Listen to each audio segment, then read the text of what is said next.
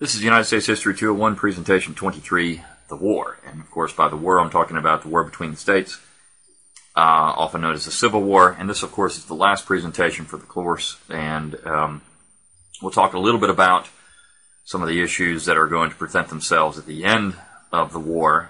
And we'll pick up with Reconstruction and History 202. So here we go. Let's talk about the war. So was this a civil war? Well, civil wars are fought over control of a government. So in only certain cases could you say this would have been a civil war in places like maybe Kentucky or Missouri.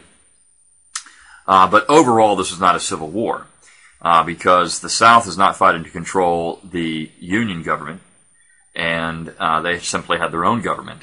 Lincoln called it a war of rebellion, which was very much a political move, because if he calls it a war of rebellion according to the Constitution, the president is authorized to use force in that particular case, or the Congress is authorized to use force, I should say. And by not recognizing secession, which actually was de facto, it happened, or you could even say de jure, because the South had written their own constitution, Lincoln is playing a political move. He can simply say that he is using force to bring the states out of a state of rebellion, even though the states did not appeal to the government for aid. So there is that particular portion of that too. In fact, if you read treason, the definition of treason in the Constitution, Lincoln was engaging in it, because it's waging war against them, meaning the states. The South has seceded from the Union, declared its independence, so it would be more accurately be labeled into the following: the War for Southern Independence, the War between the states, the War of Northern Aggression. Southerners often called it that, because the North was being aggressive here. But I think the best, the two that were often used, the War between the states was used quite a bit after the war. The War for Southern Independence is definitely accurate, because, I mean, that's what this was. The South was trying to secede and gain their independence. Regardless of causes and what you think of the Southern government, this is what was happening here. This really is the holy grail in American history, because if you control the interpretation of the war, you control the future and the present. How we think about secession, how we think about self-determination, how we think about American constitutionalism was definitely impacted by this war. Now, wars don't usually settle issues, though. Just because you kill someone or bludgeon them does not mean that that settles the intellectual issue. But this really is a transition period in American history. You're going from Union to Empire, and I talk about this more when we get to 202, but the Union of the Founders is going to be destroyed by the war. And, of course, the Northern response to the war, and many people pointed this out, the Constitution was trampled. You had the implementation of the Hamiltonian system during the war. So when the South is out of the Union, the North will put into effect everything they wanted forever, and they were never able to get it because the South was blocking it consistently. So now that they're out, they get what they want. And Lincoln really was, in some ways, I mean, people have called William McKinley the first modern president. He served almost, between 1897 and 1901. But Lincoln was using the presidency in a way that we will recognize today. So, the military balance sheet. Well, the question should be not why the South lost, but why the North barely won. And remarkably, the South was able to hang on for 4 years without many advantages at the beginning of the war. In fact, if the North had followed Scott's Anaconda Plan from the outbreak of hostilities, the war may have been averted. Or the outbreak of when the secession happened. I mean, Scott was saying, look, let's just barricade, blockade the South, and it'll end the war without a war. There was some thought that the war would be short and bloodless, but what they figure out after the first battle of Manassas, it's not going to be short nor bloodless. And in many ways, this is the first modern war. You're starting to see, in terms of military material, you'll see your first submarine, your first ironclads, your first aircraft carriers in terms of the Navy. So, I mean, there is some really interesting things happening there. We're starting to see the weapons outpace tactics. By the end of the war, for example, you have repeating rifles. You have military material that is more advanced than simple, linear formations where you shoot at each other and then charge in with a bayonet attack. Things that you have a landmine, for example, used at the end of the war. Things are changing in terms of military material, which are making this war much more bloody. Now, the Confederacy did have some advantages. They had better generals, particularly in the Eastern Theater. They had good, hard-fighting, dedicated soldiers. And they had knowledge of the land. It's going to be fought in the South. So But there's not a whole lot there. I mean, basically it came down to the will of the men and the intelligence of the men against a much larger industrial military complex. The North had a government, an army, a navy, financial houses. The South didn't have any of that stuff. It had major industrial centers. The South essentially had two, perhaps three at the most. It had a much larger population to draw from. It had immigrants coming into the United States, which those people are going to be signed up to go fight for the North. And it was committed to total war by 1862, meaning that it wasn't just going to fight the army. It was going to fight the civilians, too. And that total war strategy, which essentially was what Scott was saying to do, blockade the South, cut them off, not necessarily waging war on women and children, which is what the North is ultimately going to do, but to essentially starve the South out. This is what's going to help win the war. Now, major battles in the East from 61 to 62. The first Battle of Manassas, which occurred in July of 1861, was a Confederate victory. In fact, Americans began to realize the terrible cost of this war. This was an interesting battle because people were coming out with picnic lunches to watch the battle. And they thought, well, I mean, this is going to be, very short, bloodless war. In fact, the Confederate Secretary of War said he could sop up all the bloodshed with his handkerchief. And at first it looked like the battle was going to go for the Union, but then Stonewall Jackson shows up. And this is actually where he gets his nickname Stonewall. He was called Old Jack or Tom Fool before this, but he sets up a defensive position, and as the Confederate Army is retreating, Bernard B. of South Carolina says, "There stands Jackson like a stone wall. Let us rally around Virginia, and let us determine to die here, and we will conquer." And so B is then shot and killed, but Jackson holds the line and then pushes the Union back, and these guys are eventually running back to Washington, D.C., along with the civilians that came out to watch the battle. The Peninsular Campaign, the 7 days battles took place after that. The Confederate forces kept the Union out of Richmond, which was the goal. In fact, what Lincoln had done here was appoint McClellan as commander of the Union Army. And McClellan was an artilleryman by trade, so he always wanted more men and more material. And eventually he's pressured into attacking near Richmond. And the Confederacy is going to hold him off. But the important thing about this is that the commander of the Confederate forces at that point was a man named Joseph E. Johnston. And Johnston will be wounded and relieved of command. And at that point, Robert E. Lee is given command of the Army of Virginia. And this was a genius move because Lee was actually offered before the war to be commander of the Union forces by Winfield Scott. He turned it down. He was probably the best, absolutely the best general of both sides. And maybe, ranks up there in the top 5 in American history. And so Lee's position was much more of an offensive, defensive. Play offense and when you can, and defense when you have to. His right-hand man was Stonewall Jackson for much of the war, for the first couple of years of the war. And Stonewall Jackson at this point was in the Shenandoah Valley. And even though he was drastically outnumbered, he was able to push the Union out of the valley.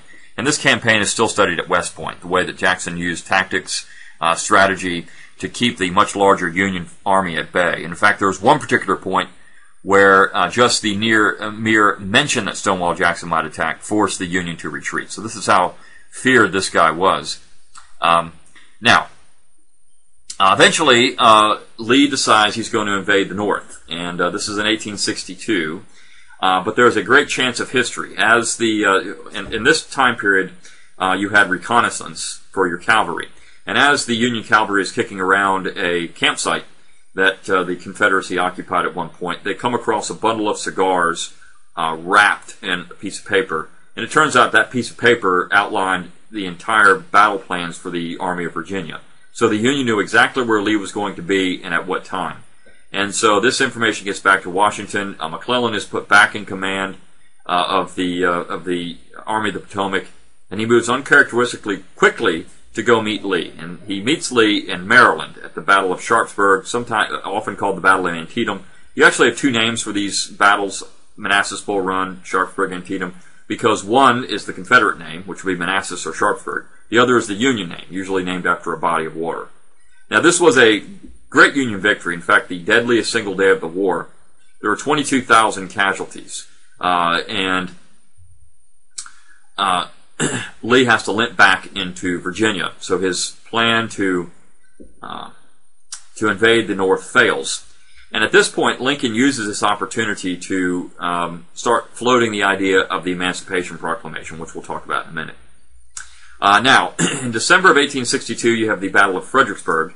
This was to the Confederacy what Sharpsburg was to the Union. It's a smashing Confederate victory. In fact, the Union men who are charging the Confederate position are being stacked up on the battlefield, and some of these men have to sleep at night in freezing weather behind dead bodies just so they don't get shot. And this is where Lee famously remarks, "It is well that war is so terrible, else men would learn to love it too much." So as he's looking at the carnage on the battlefield, he thinks this is horrible. But you know what? If it wasn't so bad, this would be great, because we're really killing the enemy here. I mean, we're taking it to them.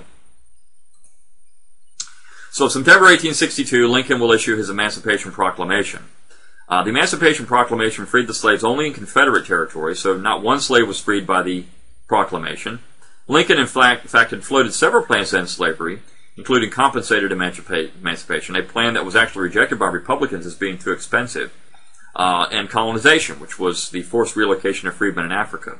Again, that was also considered to be too expensive. So people often talk about, well, you know, the compensated emancipation was just rejected, but the reason being is because Lincoln only wanted to pay $4 a head for slaves, whereas they were probably worth $300 or more on the open market.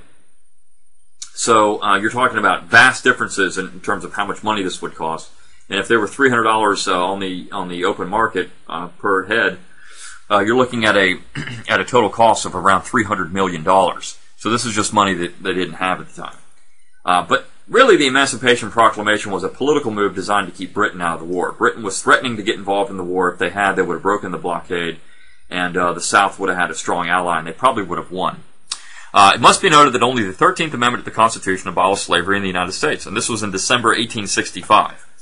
So the Emancipation Proclamation didn't free any slaves, and because Lincoln had no control of this area, it did set the abolition of slavery on a path. I mean, this was going to become a war aim. Slavery was going to be abolished.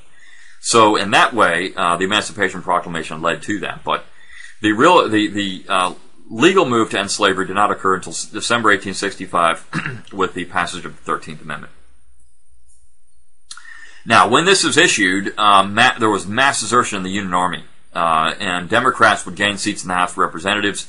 Most Northerners stated they were fighting to save the Union for patriotism and the Founding Fathers. The same can be said of Southerners, most of whom did not own slaves or come from slaveholding families. In fact, only 25% of white Southern families owned slaves. Southerners said they were fighting for independence and the principles of 1776 for hearth and home. Now, there were Southerners who were fighting to keep slavery. There were Northerners who were fighting against slavery. You did have those, but the majority were fighting for these particular reasons, and this has been well documented. Now, Robert E. Lee actually said this: "Keep steadily in the view of the great principles for which you contend. The safety of your homes and the lives of all you hold dear depend on your courage and exertions. Let each man resolve to be victorious, and let that the right of self-government, liberty, and peace shall find him a defender." This is what Lee said the Confederacy was fighting for in September of 1861. Now, in the North, you actually had an interesting situation. There was a tremendous amount of racism in the North. In fact, one of the things that the North wanted to do was confine blacks in the South, and this was about this went hand in hand with their issue of free soil, free labor, free men. Places like Indiana, Illinois, Ohio did not allow free blacks in those states at one point. And there was also a fear of a competition for wages and jobs. And so this is, again, free soil, free labor. And in California, there were anti-Chinese laws. So it wasn't just blacks. It was also black Americans, it was also Chinese Americans who were being targeted by laws based solely on race. And there were actually lynchings and acts of violence against blacks during draft riots in New York City. And in fact, Lincoln had to send in the army to put down these riots. Only about 40% of white Northerners fought in the war. Many of these men were immigrants fresh off the boat. And there was a very famous story about this by Ambrose Bierce. He talked about how he was captured. Nobody else there in his POW camp spoke English. This this was problematic in some ways, but then again, they had plenty of men to go fight. If you were a rich guy in the North, you could pay for a commutation or substitute fee, so you get your sons out of the military. It's about $300, which was a lot of money, but if you had it, that way nobody in your family has to serve. There were draft riots in the North, not just in New York, but also in Wisconsin. And Northern civilians were arrested for opposition to the war. In fact, about 13,000. There were horrible conditions in northern prisons and POW camps. This was willful mistreatment of POWs. In fact, in places like Camp Douglas and Fort Lafayette and Fort Delaware, these were horrible, horrible prisoners of war camps, and they rivaled Andersonville, which is here in the South. And then, of course, you have what I put here, a black soldier myth with the question mark. Of course, eventually, black soldiers would be enlisted into the Union Army, and they would participate in some of the important battles. But there's this perception that it was black soldiers who won the war for the Union. That's simply not true. They did contribute.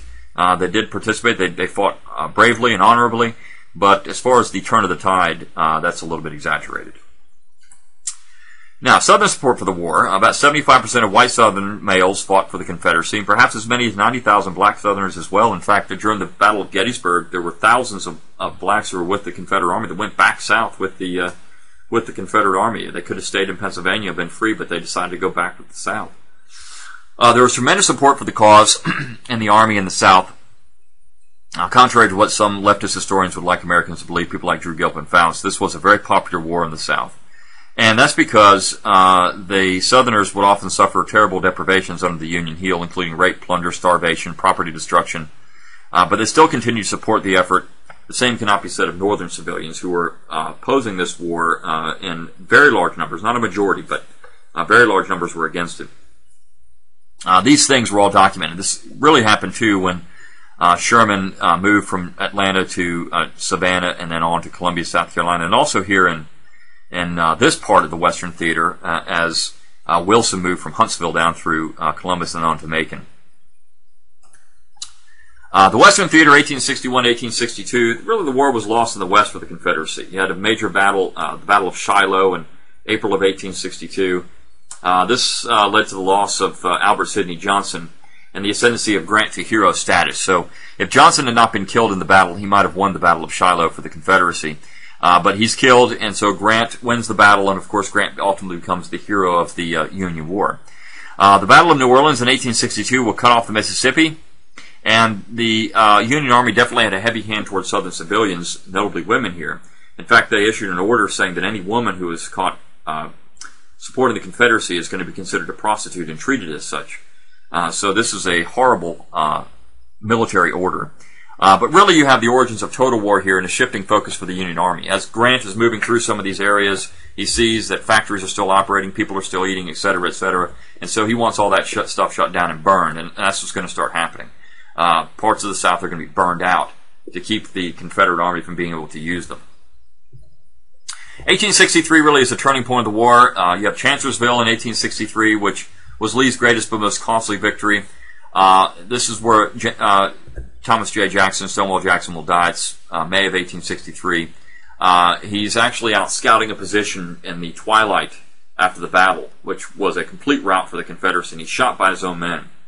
And he's put into a house to recuperate. He actually loses his left arm. It's amputated, but he's going to catch pneumonia, and he'll die about a week later on a Sunday. Jackson was a very devout Christian, and so it's fitting that he died on a Sunday, but he also said this as his last words: "Let us cross over the river and rest in the shade of the trees." And that was it. Now, Gettysburg also took place in 1863. Lee loses, but is allowed to escape south, which kept him in the field. But this is the last Confederate offensive into Northern Territory during the war in July of 1863, and it ultimately is one of the death blows for the Confederacy. Then, of course, Vicksburg, 1863, Grant takes the last Confederate stronghold in the Mississippi, which is great for the Union Army because now they control the Mississippi River, and the Confederacy can't use it anymore. They control New Orleans, they control Vicksburg, and so the Confederacy is in Union hands, and they start putting the Confederacy in a vice here. 1864 brings about what's called the Overland Campaign. Grant will move to the Eastern Theater, and Lincoln will give him command of the Army of the Potomac. And this is where Grant earns the nickname the Butcher, because he just starts throwing men at the Union lines, realizing that he can lose men, whereas Lee cannot. And so this actually works in his favor. As men are lost, he can replenish them with immigrants or other conscriptees or whatever the case may be, and Lee can't do that. Now, it's also a period of total war. You get the burning of the Shenandoah Valley in Virginia, Sherman's March to the Sea. Of course, here you have Columbus, Georgia burned, and all Southern property was considered to be forfeit. You also had a 500-day siege of Charleston, South Carolina between 63 and 64. And Sherman thought that Southerners were an alien people who deserved to be punished, and he actually said war is hell. And there were terrible Confederate losses in Tennessee as well, the Battle of Franklin, for example, the Battle of Nashville. These were very horrible battles. Lincoln, 1864 is a re-election year, and Lincoln's re-election in 64 is not certain. Losses in the Eastern Theater and high casualty rates led Lincoln to believe that he would not be re-elected. And so you had a very strong opposition called the Copperheads. These were peace Democrats. They said peace at all costs was attractive to war-weary Northerners, and they nominated George McClellan, the Union general, as their nominee. And McClellan was more of a war Democrat than anything else, and so that turns off some of these Copperheads from voting for McClellan. But Lincoln's going to win with 55% of the popular vote and a crushing majority in the Electoral College after Union victory seemed certain. There was some voter fraud here. Lincoln was allowing soldiers to vote that may not have been able to vote. They were breaking some election rules to try to get people to vote so that they would win these elections, and it works. There's troops at polls and other things. I mean, this is a very horrible time for democracy in America. Well, by 1865, Lee understood the future of the war was bleak, and in April of 1865, he surrendered to Grant, at Appomattox Courthouse. The fighting actually would continue until May of 1865 in the West. In fact, the last major battle of the East was fought 1 week after the surrender in Columbus, Georgia, April 16, 1865. But the last Confederate surrender was not until December 1865. The CSS Shenandoah, which was up in the Arctic Circle, didn't know the war was over. They find out, so they give up. Lincoln, of course, was assassinated in April of 1865. And, of course, that's going to have a tremendous impact on the future of the government in the next period of time. Close to 1 million men were killed or wounded during the war. I mean, that's astronomical, considering the population at the time. It's about 1/20 of the population. The South was under the federal heel for years, and so when you get to 202, we'll talk more about Northern and Southern Reconstruction and what that entailed.